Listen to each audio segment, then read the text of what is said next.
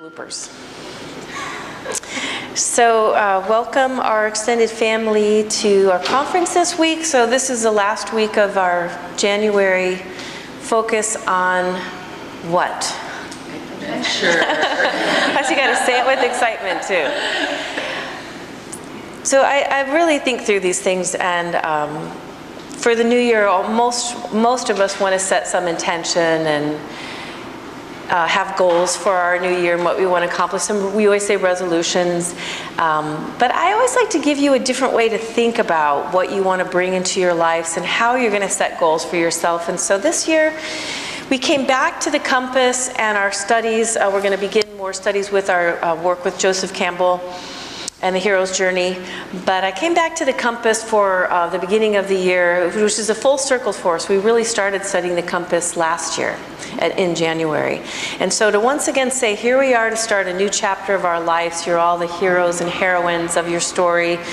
And to look at this next year as your adventures. And to think of the compass, first off, pretend holding my compass, that you're going to locate yourself first before we go into the new year. Like, where are you right now in your life? You know, stop from your busyness, stop from your adventure, wherever you're traveling, and go, where am I right now? Who am I right now? What's important to me right now? As part of your new year reflection. And then the second part of the compass is what? First you locate yourself, then you decide where you're going. I feel like once we locate ourselves, it just makes sense. When you're out in the woods or somewhere, you can't really figure out where you're going until you really know where you are. So it's a great metaphor for life and for the new year. So I asked all of you then the next week to think about this in a little bit a more detailed way, an in-depth way, and I used the word passion. So I said, in order for us to really figure out where we want to go this year, it's helpful to decide what you're passionate about. And so I asked everyone to think of 3 to 5 things they were passionate about. And I said, if you have to sit there and go like this, what am I passionate about? Then you're not passionate about it. Usually when you're passionate about it, something that comes right to mind that can be like, I love eating. I love cooking. I'm actually thinking of Kim right now because I'm looking at Kim. She gets so excited about getting fresh, organic food from all these different farmers and places and making these new recipes for her family. And she gets excited about it. And she loves giving it as a gift too. So I would say, you know, just right off the top of my head, I mean, Kim has a lot of passion, but I would say literally cooking is one of her passions. You know, I always get like a jar of love from her. What she cooks is like, has her love in it too. So for all of you should be like things that come to mind like that, like, you know, cooking, yoga, you know, meditation, my family, all these different things. So then I'm still in review state here. So then I asked all of you with your passions, and I wanted you to come up with one adventure for each passion. So I don't know, for Kim this year, one adventure around cooking could be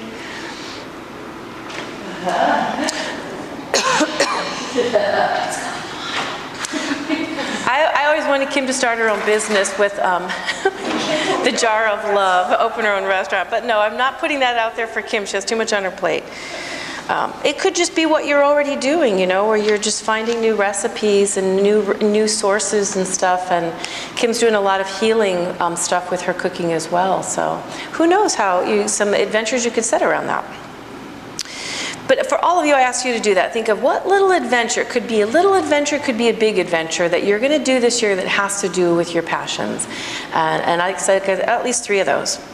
And then last week was what? So every week I'm taking you deeper into how I'm trying to encourage you guys to set yourself up for the new year. Anyone remember last week? First steps. Yeah, so last week was, so you have this idea of an adventure. I used Jeannie as an example last week, who loves dogs, loves labs, and her adventure for this year was to work with training labs to be therapy dogs. And so her first step was to kind of research it, but that's even not the first step, because you could like spend all your time thinking about your adventure and never really doing anything about it, which is my job as your teacher, this being your school, is to kind of find ways to really propel you to take action. So last week was really about action. So you need a first step. So Jeannie's first step is she actually made the call and made a commitment to go to that first class for people that volunteer to work with dog therapy dogs. And and her adventure is like really unfolding. Like she sent me pictures of the first class and how much she loved it. She's learning something new. She's learning new skills. She's meeting new people. But you need that first step, or it's always just rolling around in your brain of that thing that you're going to do or you're passionate about. And then what was the second part? Have a plan. So then after that, then you kind of need to unfold, like, what is your plan around making time and your schedule and what specifically you want to do next and how that's going to unfold. And I used an example last week of one of my students who's a filmmaker. And she's been working on a documentary about a female artist, Kusama, in Japan for 15 years. And not last Sunday, the Sunday before it, I was excited to tell all of you that it premiered at Sundance. And it's on our website, all kinds of articles and press about the movie Kusama Infinity. And what I wanted to share about her story, she's such a beautiful inspiration, is 15 years ago she had a passion about Kusama and wanted to really tell her story. And so, you know, if she was here today, she would tell you, like, she might have thought after she was passionate about it that it would have been, you know, fairly easy to make this movie. She had all the connections, you know, she's very talented and all that, but it took her 15 years and challenges and having to, like, turn a different direction or try something new or all the different things she had to do. And so I think if she were here and talking about her film today, she would say to all of you, it was very challenging, you know, which has made it so rewarding that it not only was produced but went to Sundance. But I think for all of us, if you sign up for an adventure, you have to know that's part of what you're signing up for. You know, is that there's going to be some challenges along the way, and that's kind of part of it. Which really moves us into the study, so I'm finally on this week. You guys are like, okay, that was all review.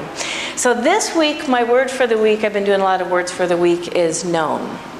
So we have this idea of, for all of us, that we get in this way of being that's our known, our way of doing things. So I just use some simple examples. I drive from here to South Laguna to go home, and I always drive the same way. Always drive the same way to get from here to there. And I want you to think of this also as thinking. As my thinking, I have same patterns I do with my driving, I have same patterns in my brain. What do we call that? What? Samskara, so the yoga term, or neural pathways, right? If I'm being more like physiological or whatever, neural pathways, neuropsychology. So, you know, I talked to Linda about her practice, and I tell her how great she's doing, and it makes her so happy. And she says, "Thank you, Dan. It means so much that I study with you." And we have these conversations often, and it makes me. My response to that's always the same. I'm like, oh my gosh, that means so much to me. That's a typical like response for me. I'm like, I tell you how great you are and you tell me that you really appreciate me as a teacher, and it was this like thing I've created in my brain, right? But what happens when I tell Linda something, she's like, you know, I'm really disappointed in my practice, and I'm kind of getting tired of it. I feel like I'm in a plateau, you know, and it breaks something. Like all of a sudden, like I don't feel good as a teacher, you know, like, oh, I'm not doing a good job or whatever, right?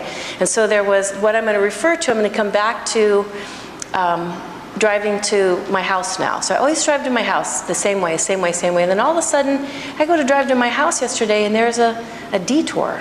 It's blocked. They're doing construction. So what happens? I got to go a different direction. I got to figure out how to get home now. And I have to take another plan and where I'm going to go and stuff. And this is what I want to call this week to all of you is this is becomes the unknown.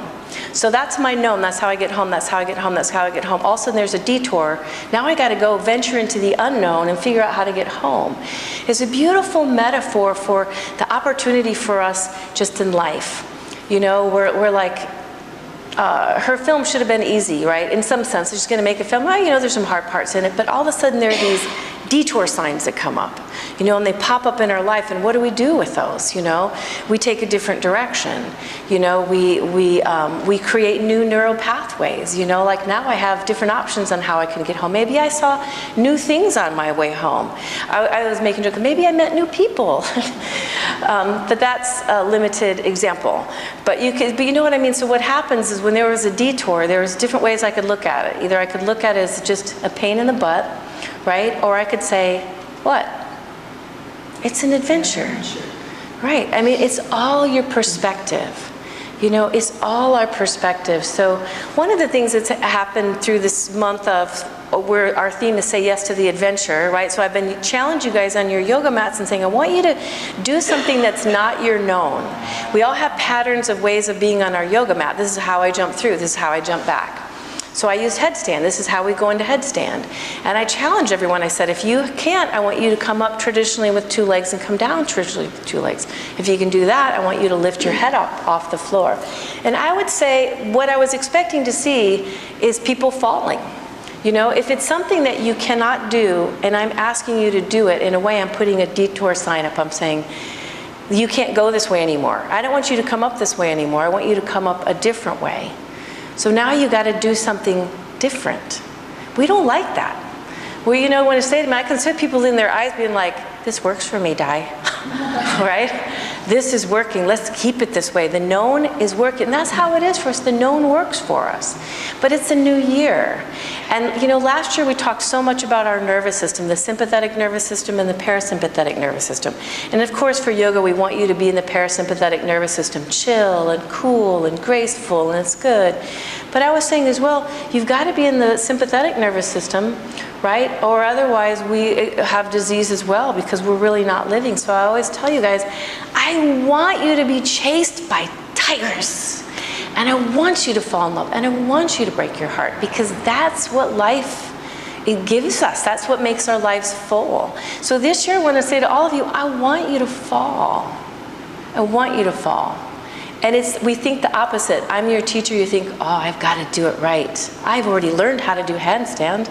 I can do it, right? But I'm saying, let's do it different, you know, and be willing to like fall at it. I think sometimes it's ego because you're like, hey man, I can finally do it. I don't want the person next to me to think I can't do it, right?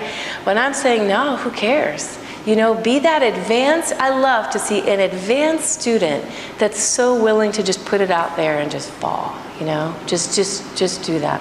And really our yoga mat's just such a beautiful analogy for life because, you know, even in Ashtanga, we get in our patterns, our way of doing things, and that we sort of get stuck there. So we have to push ourselves, we have to challenge ourselves, we have to, you know, we were saying, we always say get out of our comfort zone, but when Casper was here last year, he said, expand your comfort zone.